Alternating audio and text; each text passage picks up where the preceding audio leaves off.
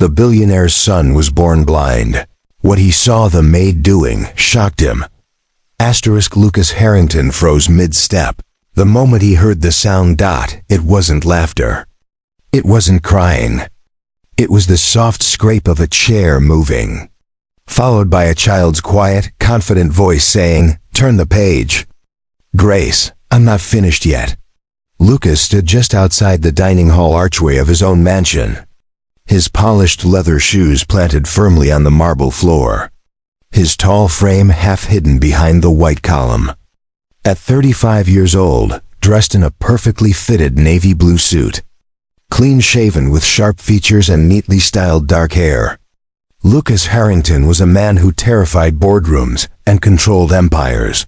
But in that moment, his heart slammed against his ribs, because his son should not have said that. Ethan Harrington was blind, and yet, from where Lucas stood, he could clearly see Ethan seated at the long wooden dining table, his small hands resting confidently on an open illustrated book. Beside him sat Grace, the maid, wearing her crisp black uniform, white apron smooth and perfectly tied, a white headband holding back her dark hair. She leaned slightly toward Ethan, one finger resting on the page, and Ethan was smiling, not the polite, restrained smile Lucas was used to, a real one. Lucas felt something cold twist in his chest. What exactly is she teaching him? Grace had been hired 6 months earlier. At the time, Lucas hadn't paid much attention. He delegated household matters the same way he delegated acquisitions: quick approval, minimal involvement. The mansion had dozens of staff. One more maid meant nothing. Until Ethan changed. It started subtly. Ethan stopped asking where things were, stopped hesitating before walking into rooms he hadn't memorized yet. He began describing objects with unsettling accuracy. "The chair is closer today," he once said casually, before anyone had moved it. "The window is open," he said another time, tilting his head toward the breeze. Doctors called it heightened perception. Tutors called it imagination. Lucas called it impossible. And now, standing hidden behind the archway, watching his son trace illustrations he shouldn't be able to see, Lucas felt a surge of fear he hadn't known since the day Ethan was born. Grace turned another page slowly. "What do you think happens next?" she asked gently. Ethan tapped the page. "The boy drops the apple because he's distracted." Grace chuckled softly. "Why?" "Because he's listening instead of looking." Lucas's jaw tightened. Listening instead of looking. The words echoed too sharply. Lucas retreated silently, his mind racing. He told himself he was overreacting, that Grace was simply good at her job, that Ethan was adapting in ways science hadn't fully explained yet. But suspicion had already taken hold.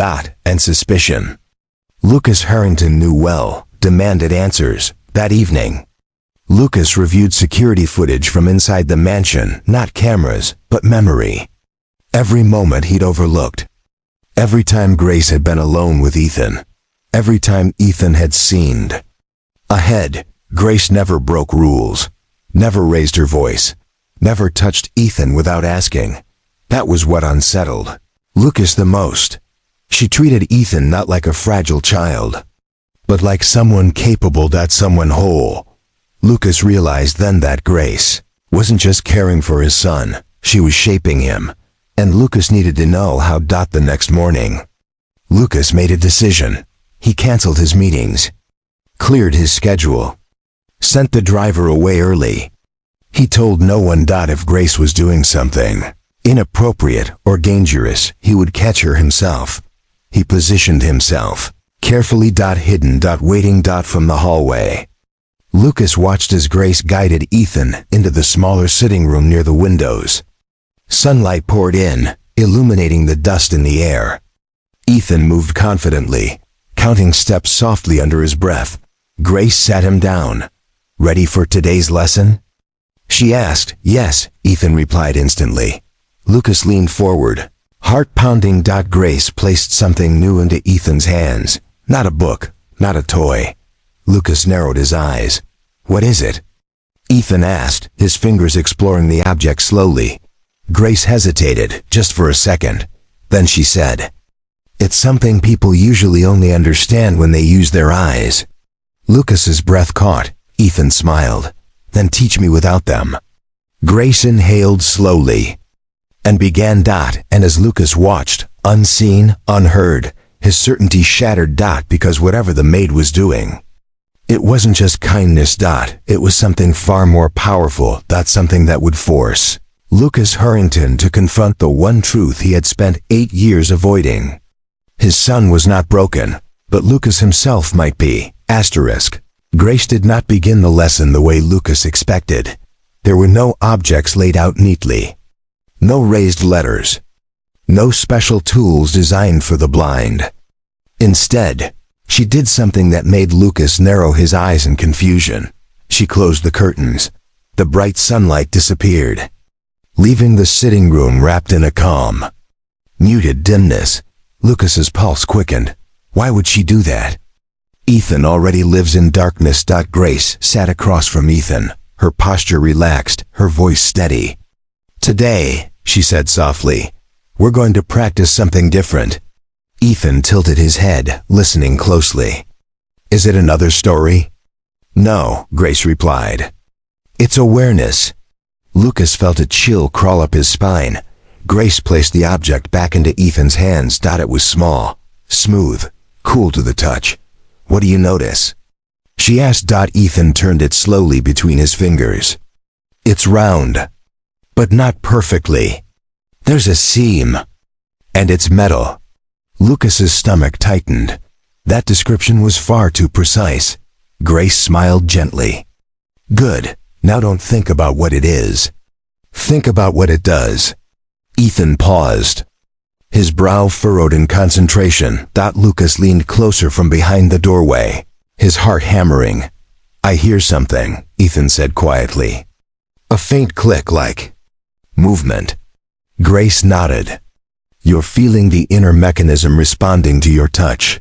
Lucas swallowed hard. It was a mechanical compass.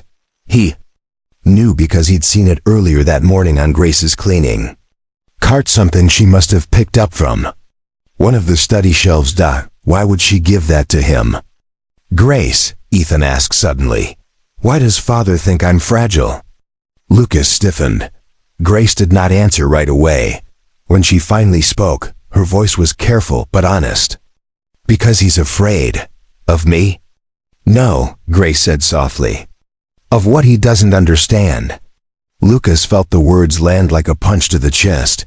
Grace leaned forward slightly. "Ethan, people think sight is only about eyes. But the brain is powerful. When one sense is missing, others learn to listen more carefully, to notice patterns, changes." Ethan nodded slowly. "You don't need eyes to understand the world," Grace continued. "You need attention." Lucas felt something twist inside him. He had spent millions on doctors, machines, experimental programs. And here was a maid, teaching his son something none of them had mentioned. Grace stood up and moved silently across the room. "Tell me where I am," she said. Ethan's head turned immediately. "3 steps to my left," he said. Near the window, Grace took 1 step. "Now?" 2 steps left. "You brushed the chair." Lucas's breath caught. Grace walked again. "You stopped," Ethan said calmly. "Your shoes made a softer sound." Lucas felt dizzy. This wasn't guessing. This was skill. Grace returned to her seat. "What you're doing," she told Ethan, "is building a map in your mind. Sound, air, space." Ethan smiled faintly. "It feels like seeing. Just different." That was when Lucas realized something terrifying. Grace wasn't teaching Ethan to live despite his blindness. She was teaching him to live beyond it. Lucas backed away silently, his thoughts racing. That afternoon, he confronted the head tutor. "Has Grace been using unauthorized teaching methods?" Lucas demanded. The tutor looked confused. "She doesn't interfere with our sessions, sir.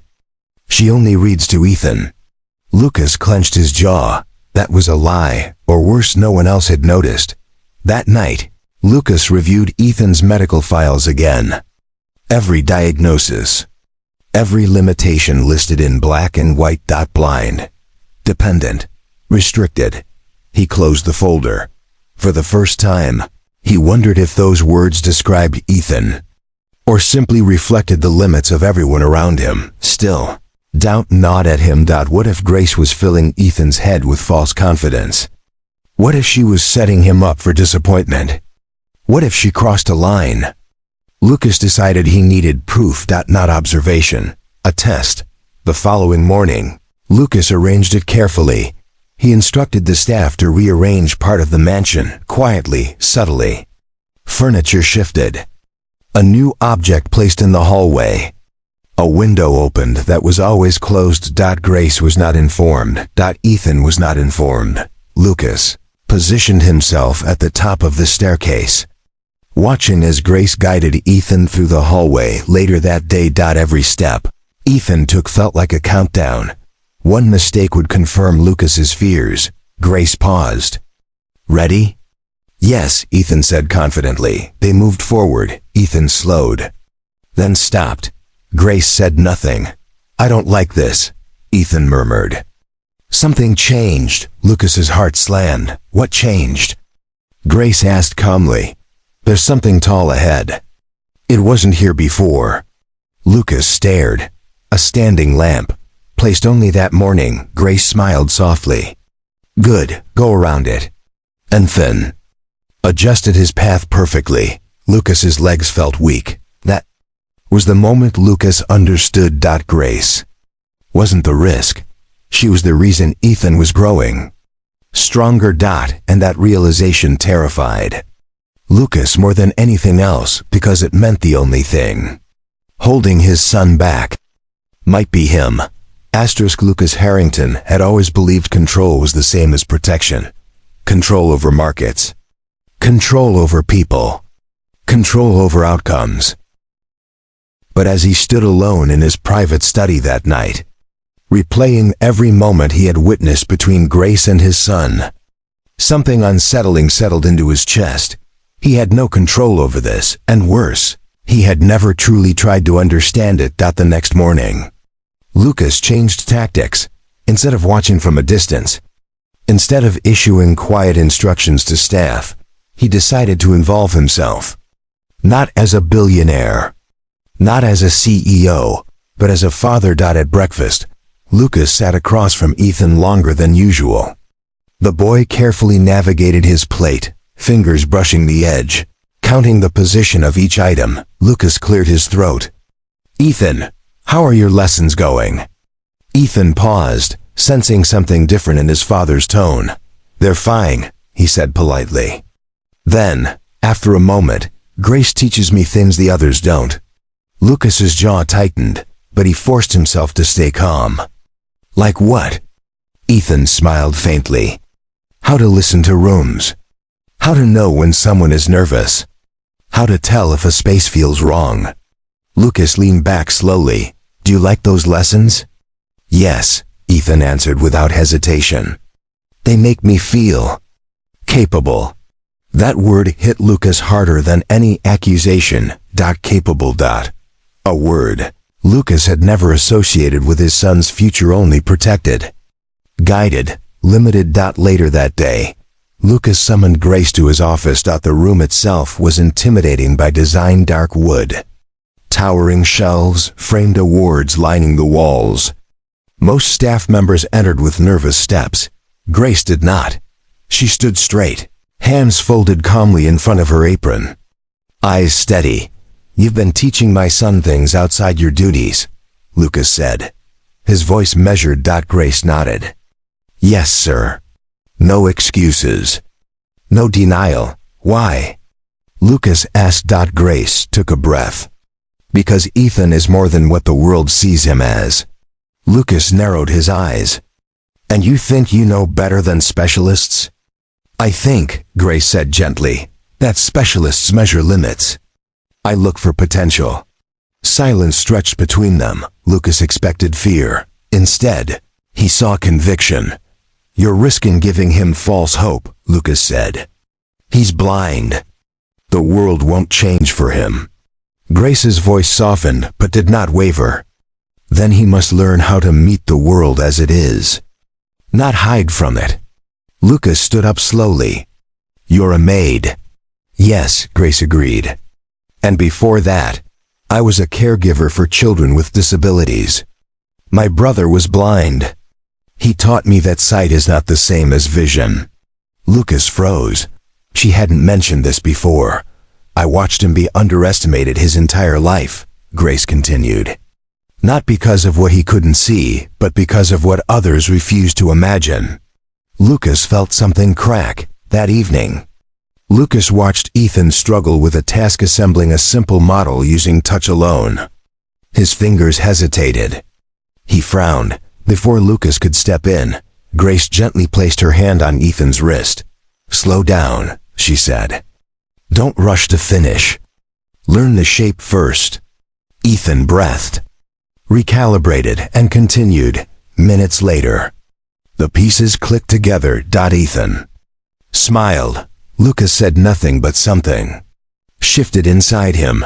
Days passed. Lucas began noticing things he had ignored. Before Ethan could tell who entered a room by footsteps alone. He could detect tension in voices with unsettling accuracy. He could navigate spaces after walking through them once. Grace never boasted, never claimed credit. She simply guided. Then came the dinner. Lucas invited several business partners, powerful men and women who spoke loudly, laughed confidently, and assumed control of every space they entered. Ethan sat quietly at the table. One guest leaned toward Lucas and whispered, "It must be challenging." Lucas felt anger rise, but before he could respond, Ethan spoke. "Your watch is expensive," Ethan said calmly. The guest blinked. "Excuse me?" "The way it ticks," Ethan continued. "It's precise, Swiss made, and you adjust it when you're nervous." The table went silent. The guest laughed awkwardly. "That's impressive." Ethan smiled politely. "I listen." Lucas stared at his son, as if seeing him for the first time. That night, Lucas stood outside Ethan's room, listening as Grace read softly. Not a children's story, a book about navigation's direction, movement. Lucas finally understood. Grace wasn't replacing sight. She was building something deeper, but with that realization came fear. If Ethan grew stronger, more independent, what place would Lucas have in his son's world? For the first time, the billionaire faced a truth he had avoided for years. He had confused love with control.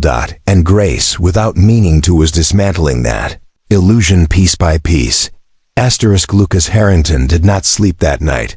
Not because of board meetings, not because of stock fluctuations, not because of billion-dollar decisions waiting for his signature, but because of a single, unsettling thought that refused to leave him alone.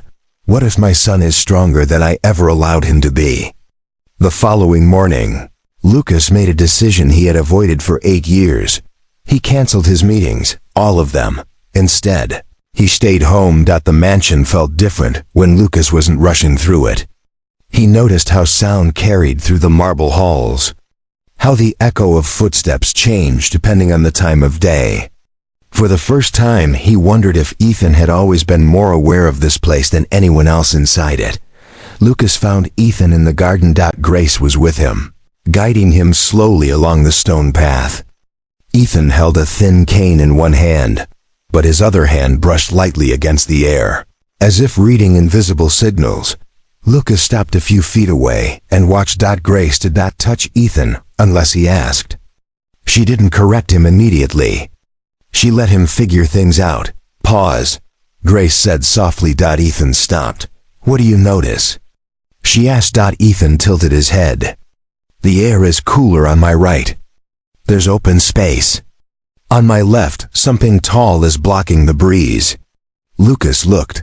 A hedge, perfectly trimmed, dense. Ethan stepped forward carefully, turning slightly away from it. Lucas felt his throat tighten. Later that afternoon, Lucas called for Ethan. "Come with me," he said. Ethan stood up immediately. "Where?" "To my study." Grace hesitated. Lucas noticed but said nothing. Inside the study, Lucas closed the door. Ethan stood still, listening. "You don't have to be nervous," Lucas said. "I'm not." Ethan replied honestly. That answer unsettled Lucas more than fear would have. Lucas walked behind his desk and picked up a small object. Glass paperweight shaped like a globe. He placed it gently on the desk. "Tell me about this," Lucas said. Ethan reached out cautiously, fingers exploring the surface. "It's smooth, cold, heavy," he said. "Round, but not perfectly. There are raised lines." Lucas's voice was quiet. "What are the lines?" Ethan traced them again. "They intersect, like boundaries." Lucas swallowed. "They're continents," he said. Ethan smiled faintly. "Then it's a map." Lucas felt a strange pressure behind his eyes. That evening, Lucas invited Grace into the study again, but this time, his tone was different. "I want you to teach me," Lucas said. Grace looked surprised. "Teach you what, sir?" "How you see my son." Silence filled the room. Grace chose her words carefully. "Ethan doesn't need pity. He needs opportunity. You already give him everything money can buy. What he lacks is trust." Lucas closed his eyes briefly. "I was afraid," he admitted. "Afraid the world would break him." Grace shook her head gently. "The world breaks people who are unprepared. You're raising him to survive. I'm helping him learn to live." Lucas exhaled slowly. Days turned into weeks. Lucas began spending time with Ethan, really spending time. Not supervising, not hovering. Listening. He walked with Ethan through the house. He let Ethan navigate without interruption. He resisted the urge to grab his arm every time he hesitated. It wasn't easy. Every instinct in Lucas screamed to control the situation. But he didn't. Single quotes T. Then came the incident that changed everything. One afternoon, while Grace was away, Ethan attempted to walk from the music room to the library alone, a route he had practiced many times. Halfway there, he stopped. The house was quiet. Too quiet. Ethan frowned. Lucas watched from a distance, his heart pounding. Ethan turned his head slowly. "There's someone here," he said. Softly. Lucas froze. The security team had rotated shifts earlier than usual. Ethan had never encountered this before. Ethan didn't panic. He listened. Then he spoke clearly, confidently. "I know you're there." A guard stepped forward, stunned. "How did you? You don't walk like the others," Ethan said calmly. "And your breathing is uneven." Lucas felt his knees weaken. That night, Lucas sat alone in the study again. He replayed the moment over and over. Ethan hadn't just adapted. He had excelled. Lucas finally admitted the truth he had been running from. His son's blindness was not the tragedy. His fear was. The next day, Lucas made another decision. He announced a small gathering: friends, associates, and specialists. People who had quietly labeled Ethan as limited. He wanted them to see something. Grace stood at the edge of the room as Ethan spoke confidently, answering questions, identifying objects, responding with clarity and intelligence. Whispers filled the room. A Condi specialist leaned toward Lucas. "This level of spatial awareness is extraordinary." Lucas nodded slowly. "It always was." Later that night, Grace prepared to leave for the day. "Thank you," Lucas said quietly. "For what?" Grace asked. "For refusing to see my son as broken," Lucas replied. Grace smiled, but there was something in her expression Lucas hadn't seen before. Concerned. As Grace walked away, Lucas realized something else. Ethan had begun to rely on her in ways Lucas didn't fully understand, and for the first time, Lucas wondered, Grace's concern did not go unnoticed. Lucas saw it in the way she lingered at the doorway before leaving. In the way her voice softened when she said goodbye to Ethan. In the way her steps slowed.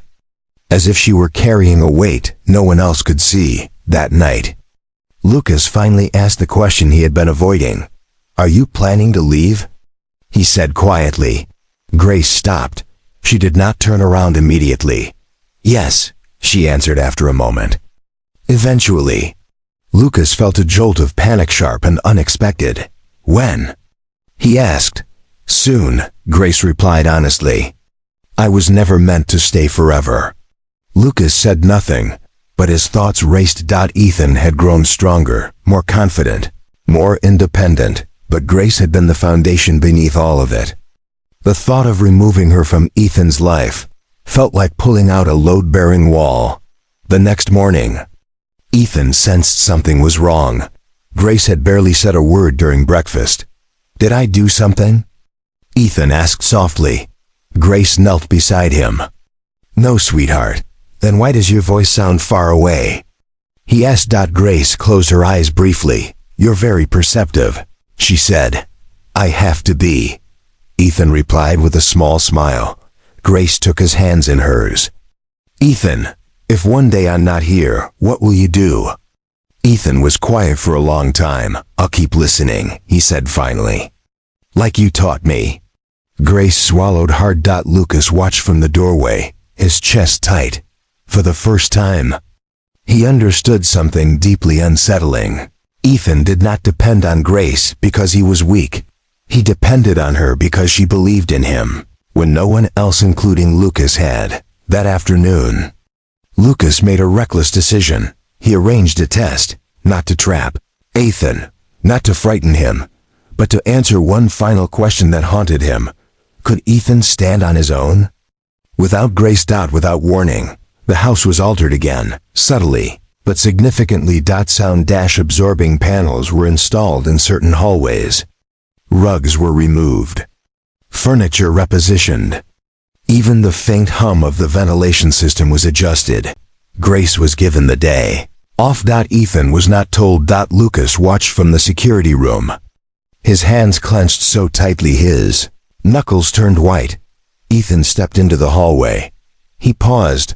Lucas's heart pounded. Ethan frowned, not in fear, but in concentration. "The house sounds wrong," Ethan murmured. Lucas leaned forward. Ethan took one careful step, then another. He stopped again. "The echo is shorter," Ethan said quietly. "And the floor texture changed." Lucas felt a surge of disbelief. Ethan adjusted his pace, tapping lightly with his cane, listening intently. He moved slowly, but deliberately. No panic, no confusion, just awareness. Halfway down the hall, Ethan stopped completely. Lucas's breath caught. Ethan turned his head slightly. "Father?" Lucas froze. "Yes?" he answered, his voice barely steady. "You're watching," Ethan said calmly. Lucas's throat tightened. "How did you know?" Ethan smiled faintly. "Your breathing changes when you're worried." Lucas felt his eyes burn. "Are you scared?" Lucas asked. Ethan shook his head. "No, but you are." That was the moment Lucas understood the full truth. His son was not the fragile one. He was. Lucas rushed forward, unable to stop himself, and knelt in front of Ethan.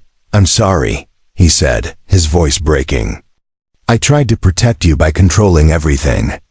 Ethan reached out, touching his father's face gently. "You don't have to do that anymore." Lucas covered Ethan's hand with his own. That evening, Lucas called Grace into the study again.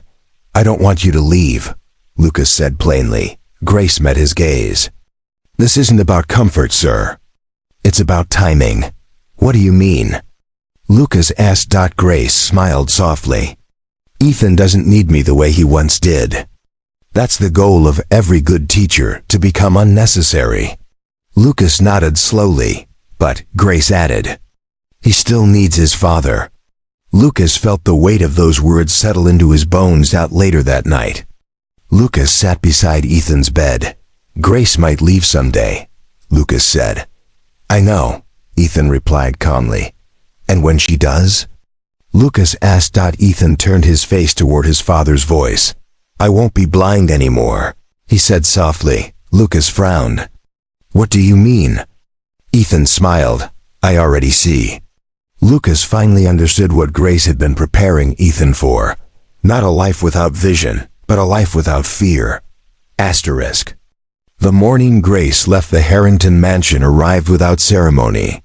Yet the silence it carried felt heavier than any farewell speech ever could. Lucas stood near the grand entrance, hands clasped behind his back, listening as Grace's soft footsteps echoed across the marble floor. Every sound felt sharper, now almost, as if the house itself had learned something from Ethan. Grace adjusted the strap of her worn bag. She was dressed simply, just as she had been every day. Black uniform, white apron folded neatly, hair tied back with quiet precision. There was no hesitation in her movements, only purpose. Ethan stood beside Lucas. He did not cling. He did not cry. He did not ask her to stay. That alone broke Lucas more than any tears could have. Grace knelt in front of Ethan, lowering herself to his level. This is where I stop walking beside you, she said softly. Ethan tilted his head, listening not just to her voice, but to everything behind it. You're not leaving, he said calmly. You're just changing direction. Grace's breath caught. Yes, she whispered. That's exactly it. She placed something gently into Ethan's hand, a small object wrapped in cloth. Ethan felt it carefully. A compass? He asked. Grace smiled. Not to tell you where to go. Just to remind you that direction comes from within. Lucas turned away, his chest tight. Grace stood and faced Lucas. He doesn't need guarding anymore, she said. He needs space. Lucas nodded slowly. And I need to learn how to give it. Grace extended her hand. Lucas took it firmly. You trusted me with your son, Grace said. Now trust him with the world. Then she walked out. The door closed softly behind her. For a long moment, neither Lucas nor Ethan spoke. The house was quiet, but not empty. Ethan inhaled slowly. She's gone, he said. Yes, Lucas replied. Ethan turned his face slightly. You're still here. Lucas felt his throat tighten. Always. In the days that followed, Lucas expected regression. He expected Ethan to withdraw, to hesitate, to falter. He was wrong. Ethan began waking earlier. He practiced navigating new spaces. He asked Lucas to rearrange rooms, introduce unfamiliar sounds, invite unfamiliar voices. Don't tell me what changed, Ethan said one afternoon. Let me find it. Lucas watched in awe as his son adapted, listening, mapping, learning. Not surviving. Leading. One evening, Ethan asked to visit the company headquarters. The request stunned Lucas. Are you sure? Lucas asked. Yes, Ethan replied calmly. I want to hear how power sounds. At the headquarters, executives whispered nervously as Ethan walked through the building, guided not by sight, but by confidence. In the boardroom, a senior executive leaned toward Lucas. Is this wise? Lucas answered without hesitation. It's overdue. Ethan sat at the table. He listened. Then he spoke. You disagree with each other, Ethan said calmly. Not because of strategy, but because one of you feels unheard. Silence. A senior partner shifted uncomfortably. Ethan turned his head slightly. Your breathing changed when your idea was dismissed. You're used to being ignored. The room froze. Lucas felt something swell inside him, pride, mixed with humility. This was not a miracle. This was mastery. Months later, Lucas announced the Harrington Foundation for Adaptive Intelligence, a program not focused on curing blindness, but on unlocking potential through awareness, discipline, and trust. At the launch event, journalists crowded the room. Ethan stood at the podium. I was told my world would be smaller, Ethan said. It isn't, it's just different. And different doesn't mean less. Applause thundered through the hall. Lucas stood in the back, silent, overwhelmed. That night, back at the mansion, Lucas and Ethan walked through the halls together. No cane. No guidance. No fear. Ethan stopped suddenly. You're smiling, he said. Lucas laughed softly. How do you know? The sound, Ethan replied. Pride has a rhythm. Lucas placed a hand on Ethan's shoulder. I used to think my job was to protect you from the world. And now? Ethan asked. And now I know my job is to walk beside you, Lucas said. Until you no longer need that either. Ethan smiled. I already don't. Years later, people would describe Ethan Harrington as extraordinary. They would say he had an insight no one else possessed. That he read rooms before conversations began. That he understood people better than they understood themselves. They would ask Lucas how it was possible. Lucas would always give the same answer. My son was never blind. I was. And in the end, the greatest shock was this. The boy who never saw the world ended up seeing it more clearly than anyone else ever had.